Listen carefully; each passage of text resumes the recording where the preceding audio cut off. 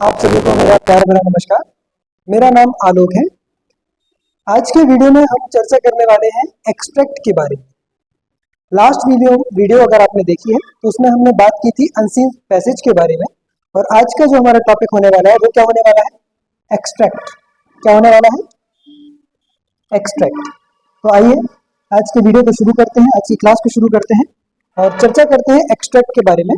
आज के वीडियो में थोड़ा सा अंतर आपको समझ में आ रहा होगा। आज लिखा हुआ है क्लास 12।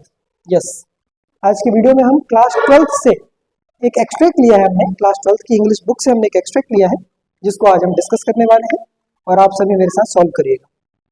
जैसा कि मैं हमेशा कहता हूँ, एक पेन और एक कॉपी, जो भी आपके नोट्स हैं वो आप साथ में लेकर जरूर बैठें और साथ साथ नोट्स जरूर बनाएं।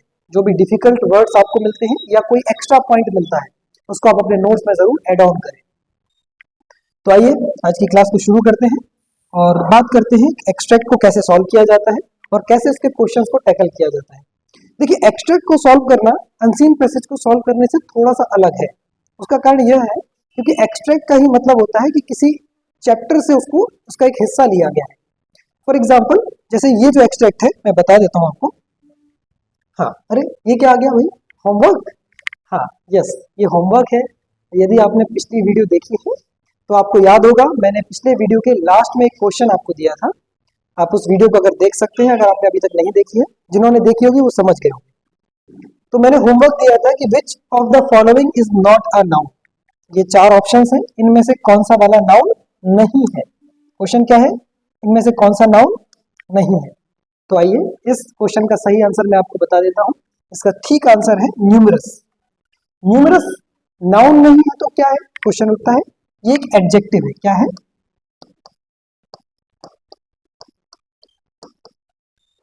क्या है? एडजेक्टिव। ठीक है ना? तो हमको ये आंसर मिल गया है। बाकी सब क्या है? ये सब नाउन है। यदि आप उस अनसीन पैसेज को ध्यान से पढ़ेंगे तो आपको मिलेगा, वहां पर लिखा हुआ है न्यूमरस ऑब्स्टिकल्स। ऑब्स्टिकल्स अपने आप में नाउन है। नाउन को मॉडिफाई करने वाला वर्ड कौन सा होता है? एडजेक्टिव होता है, हम जानते हैं। वहां पर ऑब्स्टिकल क्या मिलेगा आपको? नाउन मिलेगा। वहां पर क्या लिखा हुआ है? ऑब्स्टिकल। क्या लिखा है? Numerous obstacles. ऑब्स्टिकल नाउन हो गया और उसके जस्ट पहले क्या है? न्यूमरस। तो वो क्या हो गया? एडजेक्टिव हो गया। ठीक है ना? तो the words which modify noun are called adjectives. So the correct answer is numerous. Okay, तो ये हमारा ठीक आंसर हो गया। ये आपका होमवर्क था। आई होप आप लोगों ने ये क्वेश्चन किया होगा टैकल, और ज्यादातर बच्चों का आंसर ठीक रहा होगा। चलिए आगे बढ़ते हैं। आज का जो हमारा एक्सट्रैक्ट है वो ये आपके सामने है। जैसा कि मैं हमेशा करता हूँ कि जो भी डिफिकल्ट वर्ड्स होते हैं उनको मैंने बोल्ड और इटैलिक में और अंडरलाइन करके रखा हुआ है, और साथ ही साथ ब्रैकेट में उनका मीनिंग भी लिख रखा है इंग्लिश में। ऐसा हम क्यों करते हैं? ताकि अगर मान लीजिए कोई क्वेश्चन आ जाए जिसमें पूछा गया हो कि give the synonym of the given word, या give the antonym of the given word, या फिर what is the part of speech of the following word, है ना, या गिवन वर्ड, तो हम वो ज्यादा आसानी से टैकल कर पाए। चलिए शुरू करते हैं। मैं इस एक्सट्रैक्ट को एक्सप्लेन करने से पहले आपसे कहूंगा कि आप इस वीडियो को पॉज करें और खुद से इस एक्सट्रैक्ट का मीनिंग निकालने की कोशिश करें। मैं साइड हो जाता हूं। आई होप आपने ये कर लिया होगा। चलिए देखते हैं। तो क्या है question? Read the following extract and answer the questions that follow. Okay, it seemed a long way down. Those 9 feet were more like 90, and before I touched bottom, my legs were ready to burst. चलिए, it seemed a long down.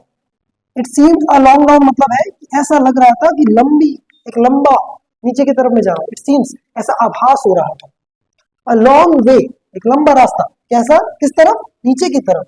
Those 9 feet were more like 90. और वो जो 9 feet थे, जो 9 feet का रास्ता था नीचे जाने का, वो कैसा लग रहा था मुझे? 90 का लग रहा था। मतलब जब मैं नीचे की तरफ जा रहा था तो वो 9 फीट मुझे कैसे लग रहे थे? 90 फीट की तरह लग रहे थे। यस और नो? चलिए, and before I touch bottom, इसके पहले कि मैं नीचे, बॉटम मतलब बॉटम नीचे की सरफेस, उसको टच करता, माय लंग्स, मेरे जो लंग्स थे, वर रेडी टू बस्ट, मेरे लंग्स क्या होने वाले थे? लगभग फटने ही वाले थे, ब्लास्ट होने वाले थे। ठीक है ना, मुझे ऐसा प्रतीत हो रहा था जब मैं नीचे की तरफ जा रहा था वो 9 फीट 90 फीट हो और मेरे लंग्स नीचे पहुंचने के पहले पहले, है ना, इसके पहले, and before I reach the bottom my lungs were ready to burst, फटने ही वाले थे। बट लेकिन when my feet hit bottom, जब मेरे पैरों ने नीचे की सरफेस को टच किया, I summoned all my strength and made what I thought was a great spring upward.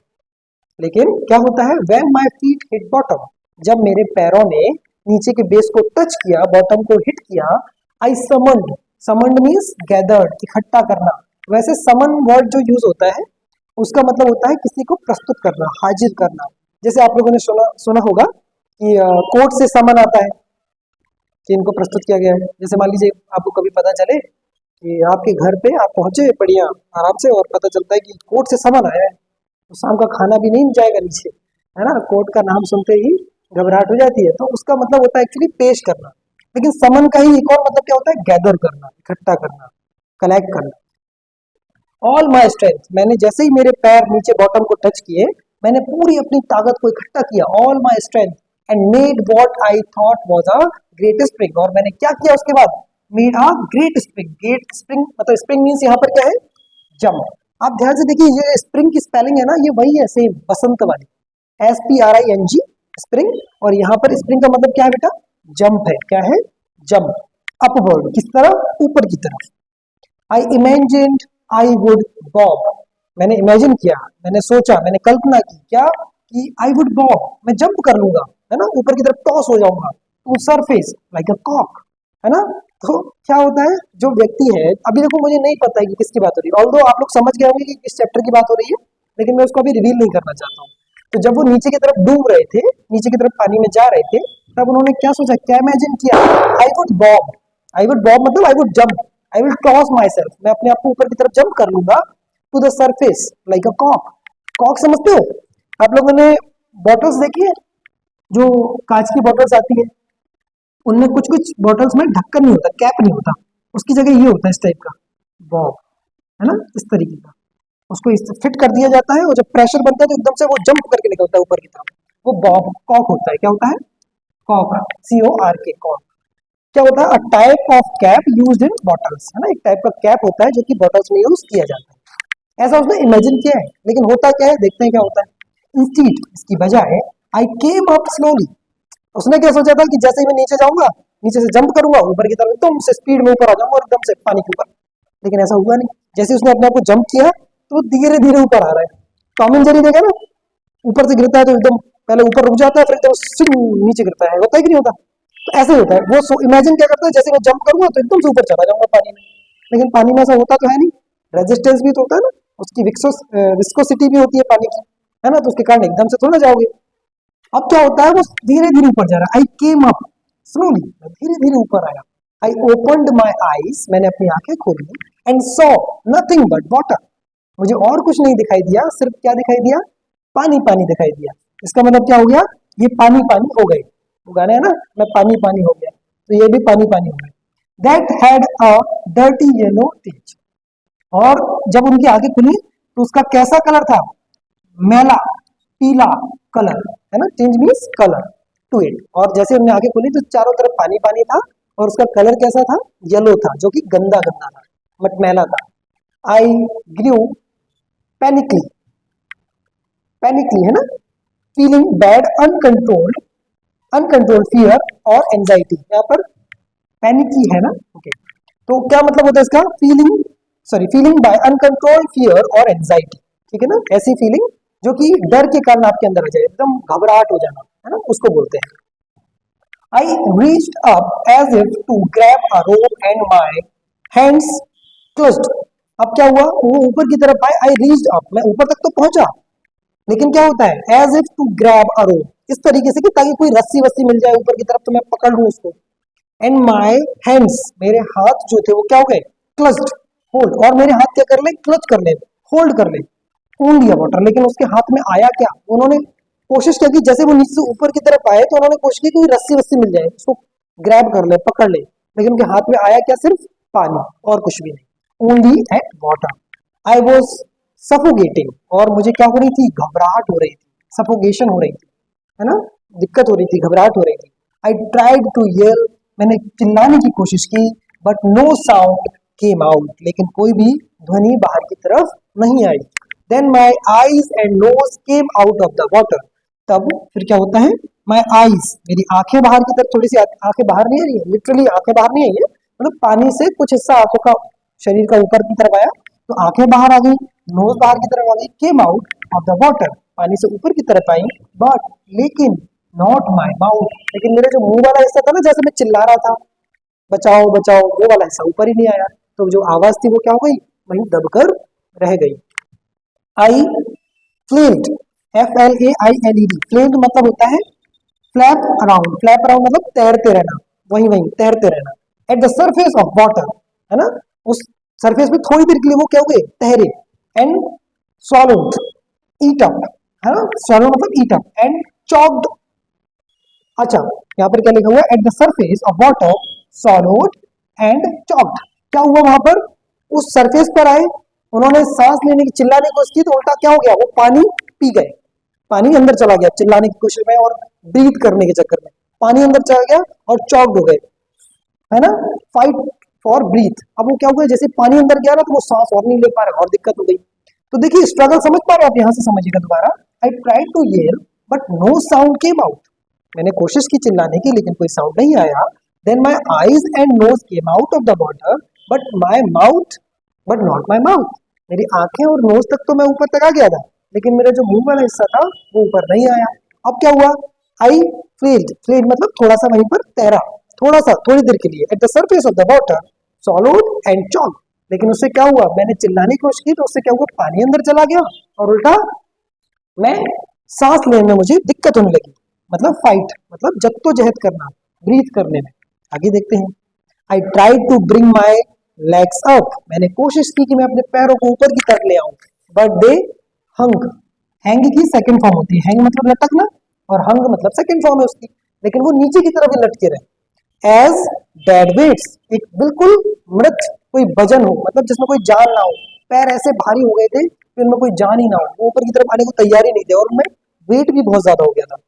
Paralyse, paralyse समझते हो, लकवा हो जाता है ना, कोई एक बॉडी का पार्ट कैसा हो जाता है, स्टिफ हो जाता है, रुक जाता है, वैसा का वैसा रह जाता है। एंड रिजिड, रिजिड मतलब इसके लिए सही वर्ड होना चाहिए इमोबाइल, इमोबाइल समझते हो, मोबाइल मतलब जो मूव करे, इमोबाइल मतलब जो रुका रहे, या फिर इसके लिए एक और वर्ड है स्टेशनरी, है ना, जो रुका रह जाए, तो रिजिड हो गए मतलब ठोस होके रह गए, है ना, कठोर होकर रह गए, और पैरालाइज्ड हो गए यानी स्टिफ हो गए। A great force was pulling me under, और एक बहुत ही भारी फोर्स मतलब बहुत तेज फोर्स उनको नीचे की तरफ क्या कर रहा था, पुल कर रहा था, खींच रहा था। आई स्क्रीम्ड, मैंने चिल्लाने की कोशिश की, but only the water heard, मैंने चिल्लाया, आई स्क्रीम्ड, मैं चिल्लाया, बट लेकिन किसने सुना उस आवाज को, सिर्फ पानी ने सुना और किसी ने नहीं सुना। I had started on the long journey back to the bottom of the pool, और जो उन्होंने प्लानिंग की थी ना स्टार्टिंग में कि मैं नीचे की तरफ डूब रहा हूँ तो नीचे से जंप करूंगा, ऊपर आऊंगा, ऊपर आऊंगा तो मैं एकदम पॉप अप हो जाऊंगा, ये लिखा हुआ है, कहा गया, ये रहा, bob to the surface like a कॉक, मैं ऊपर की तरफ एकदम से कॉक जैसे ढक्का उछलता है ना बॉटल में से, वैसे निकल के आ जाऊंगा ऊपर की तरफ, लेकिन ऐसा हुआ नहीं, और उनकी जर्नी जो थी ना वो नीचे तरफ जाने के लिए फिर से शुरू हो गई। अ लॉन्ग जर्नी, क्या बोला उन्होंने, on the long journey back to the bottom of the pool, उस पूल जिस पूल में वो डूब रहे थे ना उसमें वापस से वो नीचे की तरफ जाने लगे।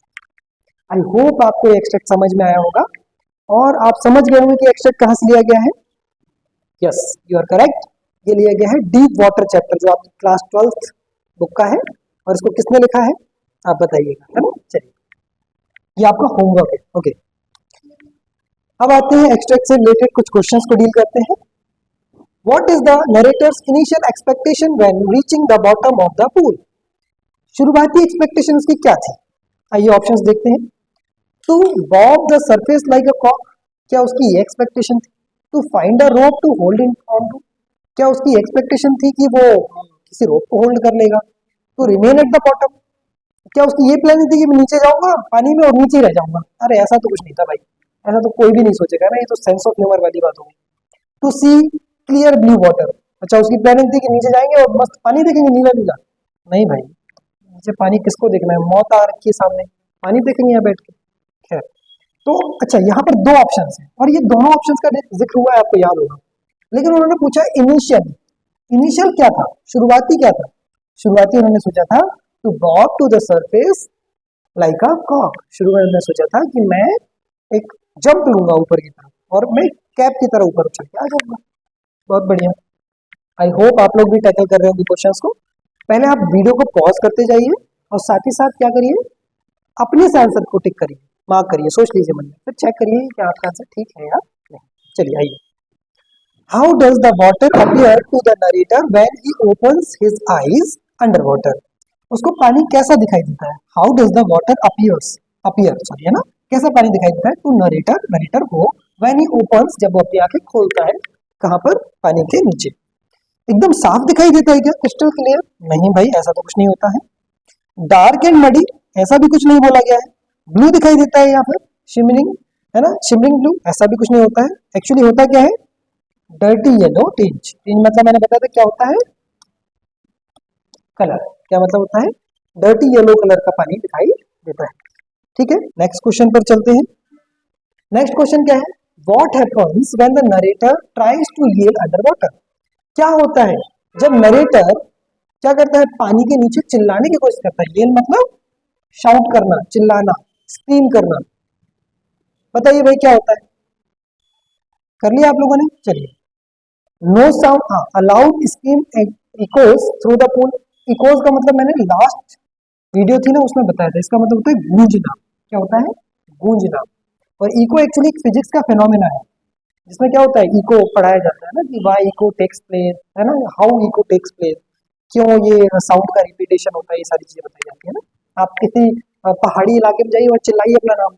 Let's say my my name is Alok Jain, है ना, तो मैं चिल्लाऊंगा आलोक, तो क्या होगा, आलोक आलोक आलोक आलोक, ऐसे होगा। तो आप अपना अपना नाम चिल्लाइएगा, ठीक है। या फिर किसी हॉल में जाइए, वहां जाके चिल्लाइए, तो वहां भी वो आवाज रिपीट होती है, ठीक है। तो ऐसा कुछ नहीं हुआ था भाई। They hear their own voice clearly, उनको अपनी आवाज सुनाई दे रही थी प्रॉपर। नहीं जी, ऐसा कुछ भी नहीं हुआ था। The water muffles their voice, नहीं भाई ऐसा भी कुछ नहीं हुआ था। No sound came out, yes this is the correct answer. कोई भी आवाज बाहर ही नहीं आ रही थी, ठीक है ना, आवाज ही नहीं आ रही थी, आवाज ऊपर से नीचे वो चिल्लाए जा रहे थे, बाहर आवाज नहीं आ रही थी। What does the narrator attempt when he reach up in the water. क्या अटेम्प्ट किया, क्या करने की कोशिश की जब वो पानी में कहा पहुंच गया, ऊपर पहुंच गया। ओके, देखते हैं। ही सक्सेसफुली ग्रैब अ रोप, उसने सफलतापूर्ण तरीके से रोप को ग्रैब कर लिया था, पकड़ लिया था। क्या ऐसा हुआ था, नो, ऐसा कुछ भी नहीं हुआ था। कोशिश तो की थी लेकिन हुआ नहीं था। His hands clutched only at water, क्या उनके हाथों में सिर्फ पानी ही आया था। शायद ऐसा तो हुआ था, मुझे याद आ रहा है। लेकिन एक और चीज मैं बताऊं आपको, जब भी आप एमसीक्यू टैकल करते हैं ना, तो चारों ऑप्शन पढ़ा जरूर करिए। क्या होता है ना, हमको आंसर मिल जाता है, हम टिक करके आगे निकल जाते हैं। लेकिन कई बार होता है ना, थर्ड और फोर्थ ऑप्शन में वो बेस्ट पॉसिबल आंसर भी देते हैं, तो हमको चारों ऑप्शन जरूर पढ़ने चाहिए। तो ये आंसर हो सकता है, और भी पढ़ लेते हैं। He feels the weight of a rope slipping away, नहीं ऐसा भी कुछ नहीं। He encounters a solid surface, क्या वो किसी सॉलिड सरफेस से टकरा जाते हैं जाके, ऐसा कुछ भी नहीं बताया गया एक्सट्रैक्ट में। तो the correct answer is his hands clutched only at water. Okay, this is your fourth question. Next question is, how does the narrator describe the sensation of his legs under water. ठीक है ना, how does the narrator describe the sensation of his legs under water. किस तरीके से describe किया उन्होंने, light and buoyant, ऐसा कुछ बोला, लाइट तो नहीं थे भैया, है ना, वेट बोला था ना, भारी हो गए हैं, नो भाई ऐसा भी कुछ नहीं था। पैरालाइज एंड रिजिड, यस ये हो सकता है, ऐसा बोला तो था। देखते हैं और ऑप्शन। स्टिफली प्रोपेलिंग देम अपवर्ड, अपने आप ऊपर की तरफ जा रहे। स्टिफली मतलब सॉरी स्विफ्टली मतलब एकदम से, तेजी से। क्या होता है, तेजी से। स्विफ्टली मतलब एकदम से, अचानक से, है ना, रैपिडली। तो क्या स्विफ्टली एकदम ऊपर चले गए थे उसके पैर अपने आप, या फिर टेंगल्ड इन सीवीड, ऐसा कुछ हुआ था क्या, ऐसा कुछ भी नहीं हुआ था। तो correct answer is paralysed and rigid, this is the correct answer. हमने बात की थी पैरालिसिस क्या होता है, लकवा होता है, और रिजिड मतलब स्टिफ हो जाना, कोई चीज वैसी की वैसी हो जाना। आई होप आपको ये एक्सट्रैक्ट समझ में आया होगा। So this is the extract from deep water, जिसको लिखा है विलियम डगलस ने। आई होप आपको याद होगा, राइटर का नाम आपको हमेशा याद होना चाहिए, विलियम ओ डगलस। इन्होंने ये चैप्टर लिखा है, और ये इनकी ही एक बुक का, इनकी खुद की अपनी बुक का एक छोटा सा हिस्सा है, जिसको जो कि इनकी ऑटोबायोग्राफी है। चलिए, जिसमें क्या बताया गया है, फियर ऑफ वाटर से ये कैसे ओवरकम करते हैं, कैसे उससे उभरते हैं। चलिए आगे बढ़ते हैं। एक और है आपके पास, आपको पता होगा जब 12th क्लास में एक्सट्रैक्ट पूछा जाता है तो उसमें प्रोज भी पूछा जाता है और पोइट्री भी पूछी जाती है। So this is from poetry part. आप लोग इसको एक बार रीड कर लीजिए, मैं हट जाता हूँ और फिर मैं समझाता हूँ, देखिएगा कि कितना आपने सही इसको समझा है। आई होप आपने ये कर लिया होगा। तो रीड करते हैं इसको। What is the question? Read the following extract and answer the question that follow.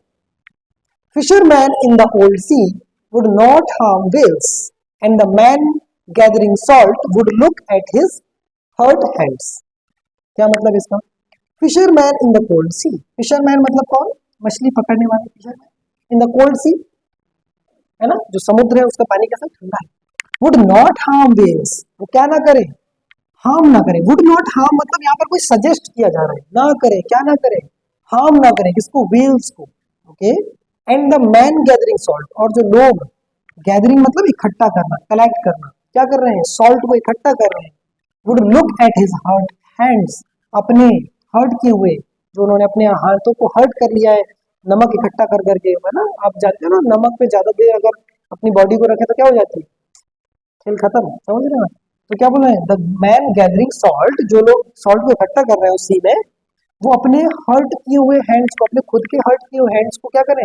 थोड़ा देखें, क्या करें? उनकी तरफ देखें। लुक एट मतलब यहाँ पर ध्यान देने से है। लुक एट मतलब देखना नहीं है, लुक एट मतलब ध्यान दें, उनका ख्याल रखें। Those who prepare green Wars, और जो लोग, यहाँ इंपॉर्टेंट है, ध्यान से देखिएगा। Those who prepare green Wars, green Wars मतलब क्या? ग्रीन वॉर्स से मतलब है जो लोग एनवायरमेंट को, क्या, एनवायरमेंट को हार्म कर रहे हैं, एनवायरमेंट को हार्म कर रहे हैं, नुकसान पहुंचा रहे हैं, या एनवायरमेंट के साथ उनका युद्ध चल रहा है। क्योंकि देखो ना, ट्रीज को काट रहे हैं लगातार, और एयर पॉल्यूट होती चली जा रही है, टेक्नोलॉजीज बढ़ती जा रही है ना, और हम लगातार किसको हार्म कर रहे हैं? एनवायरमेंट को हार्म कर रहे हैं। तो उससे क्या हो रहा है? ग्रीन वॉर इसको इंडिकेट कर रहे हैं। Wars with gases, war with gases मतलब जो न्यूक्लियर वॉर्स हो रहे हैं, जो पॉल्यूशन के कारण, या जो एनवायरमेंट में चेंज आ रहा है। गैसेस से यहाँ रिलेशन है एक्चुअली जो न्यूक्लियर बाद में बात कर रहे हैं, या फिर पॉल्यूशन की जो बात कर रहे हैं, तो वहां बोल रहे हैं वो वॉर्स विथ गैसेस या गैस, वॉर्स विथ फायर, और जो युद्ध हो रहा है, बॉम्ब अटैक, बुलेट्स, गन्स, है ना, इन सब के साथ जो वॉर हो रहा है उसकी बात कर रहे हैं। विक्ट्री विथ नो सर्वाइवल, अब दोबारा मैं रिपीट कर रहा हूँ। Those who prepare green wars, wars with gas, wars with fire, victory with no survival.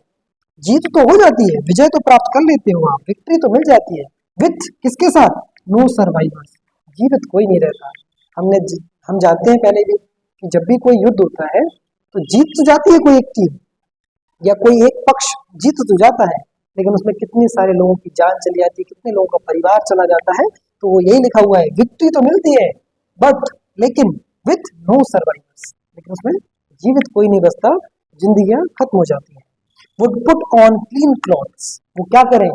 नए कपड़े धारण करें। पुट ऑन मतलब धारण करना, पहनना।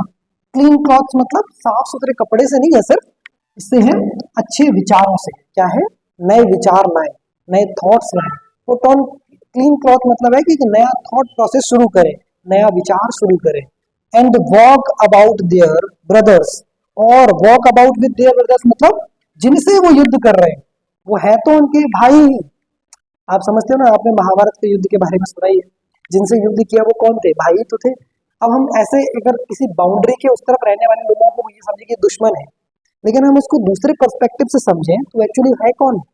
वो मनुष्य ही है ना। तो वो क्या बोल रहे हैं आगे? And walk about with their brothers, है ना, अपने भाइयों के साथ आगे बढ़े, है ना, अपने भाइयों की तरफ आगे बढ़े। And in the shade, shade मतलब ऐसे तो होता है छाया, कोई आशियाना, यहाँ पर होम की बात की गई, मतलब अपने घर की तरफ लौटे या कोई रेस्ट प्लेस की तरफ जाए। एंड डूइंग नथिंग, और कुछ ना करें। डूइंग नथिंग मतलब कुछ ना करें नहीं, एक्चुअली मतलब वो जो विक्ट्री के लिए जद्दोजहद कर रहे हैं, जो वॉर्स की तैयारी कर रहे हैं, प्रिपरेशन कर रहे हैं, वो जो प्रिपरेशन है वो ना करें। आई होप आपको ये पोयम का एक्सट्रैक्ट समझ में आया होगा। मैं आपको बता दूं ये कहाँ से लिया गया है, आपको पता है क्या? ये एक्चुअली लिखा है किसने? पैब्लो नरोड़ा ने। किसने लिखा है? फर्स्ट क्वेश्चन यही है, मैं क्वेश्चंस को टैकल करता हूँ। किसने लिखा है?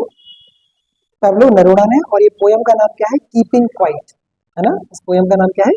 Keeping quiet. कीपिंग क्वाइट का एक छोटा सा हिस्सा इसमें दिया गया। तो आइए कुछ क्वेश्चंस को टैकल करते हैं। सिर्फ 3 क्वेश्चंस ही हैं। आप पहले वीडियो को पॉज कर लीजिए। ये क्वेश्चन का आंसर मैंने आपको बता दिया है। तो who is the poet of the above lines? Above lines means these lines. So who is the poet of these lines? Pablo Neruda. Okay? चलिए सेकंड क्वेश्चन आप खुद पढ़िए, इसको टैकल करिए। नहीं बनता है तो फिर देखिए। What is the outcome described by those who engage in war with gas and in fire? What is the outcome? Outcome means होता है result. क्या होता है? Okay. पीसफुल रिजोल्यूशंस, क्या पीसफुल बात होती है? मैं सीधा आंसर बताता हूँ, है ना। विक्ट्री विथ सर्वाइवर की बात की गई है? नो। बोला गया है विक्ट्री तो होगी, जीत तो होगी, लेकिन विथ नो सर्वाइवर्स। और म्यूचुअल एग्रीमेंट की तो कोई बात हुई ही नहीं है, तो this is also wrong, this is also wrong. Peaceful वाली भी कोई बात नहीं हुई है। उन्होंने कहा कि इन वॉर्स का क्या रिजल्ट निकलेगा? रिजल्ट क्या निकलेगा? विक्ट्री विथ नो सर्वाइवर्स, है ना। तो आप ऑप्शन को बड़ा ही कॉन्शियसली टिक करिएगा एग्जाम में। विक्ट्री विथ सर्वाइवर मत कर देना, victory with no survivors. Okay, and our last question is, what would the fisherman in the cold sea refrain from doing? Refrain मतलब मना करना या restrict करना, है ना। किस चीज के लिए मना किया गया है? तो आपको याद होगा किस चीज के लिए मना किया गया था? प्रिपेयरिंग ग्रीन वॉर्स के लिए, या हैरेसिंग वेल्स के लिए, गैदरिंग सॉल्ट के लिए, या पुटिंग क्लीन क्लॉथ्स के लिए। मना किस के लिए किया गया? ध्यान है। तो फर्स्ट लाइन है, मुझे याद है, देखिए, fisherman in the cold sea would not harm whales. Yes, and our correct answer is harassing whales. So first is the correct answer, harassing whales. किस चीज के लिए मना किया था? कि वो व्हेल्स को हैरेस ना करें। आई होप आपको ये वीडियो पसंद आई होगी। और मैं एक चीज आपको और बता दूं कि ये जो सीरीज है, इसमें मैं अगली वीडियो में क्या लेकर आऊंगा, एक एक्सट्रैक्ट फिर से लेकर आऊंगा, और आप उसको मेरे साथ सॉल्व करिएगा। और मैं जैसा कि आपको हमेशा बोलता हूं, जब भी आप वीडियो देखते हैं पूरे ध्यान से देखा करिए, पूरे कॉन्शियस माइंड के साथ देखा करिए, और साथ में नोट्स जरूर बनाइएगा, ठीक है। और मैं हमेशा कहता हूं, as more you salt in practice so less you lead in war. आज की वीडियो देखने के लिए बहुत बहुत धन्यवाद। मिलते हैं अगली वीडियो में।